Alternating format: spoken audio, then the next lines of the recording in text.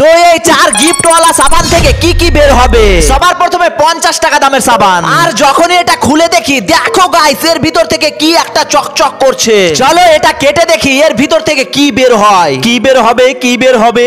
ও guys দেখো এর ভিতর থেকে সোনার লকেট পেয়ে গেছি। এবার 2 নম্বরে 100 টাকা দামের সাবান। দেখি এটার ভিতর থেকে কি বের হয়। আগেরটা থেকে তো ভালো জিনিস বের হলো। গাইস এটা তো অনেক টাইট সাবান, এটা তো কাটছেই না। কিন্তু এটা কি বের হলো? চলো বার করে দেখি। ও গাইস দেখো 20 টাকা নোট পেয়ে গেলাম। এবার 3 নম্বরে 200 টাকা দামের সাবান। চলো এটা বার করে দেখি এর ভিতরে কি বের হয়। গাইস এটার ভিতরে তো কয়েন দেখা যাচ্ছে। চলো তাড়াতাড়ি কেটে দেখি কত টাকার কয়েন আছে।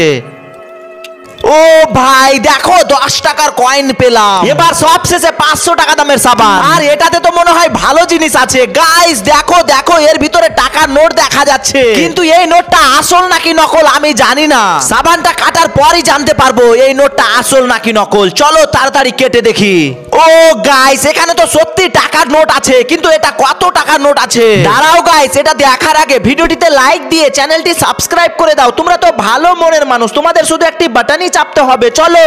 ও ভাই দেখো প্লাস্টিকটা কেটে দেখি। ও ভাই 100 টাকার করে নোট পাওয়া গেল। গাইস এগুলো পেয়ে আমার লাভ হলো না লস? এখন তোমরাই কমেন্টে বলো।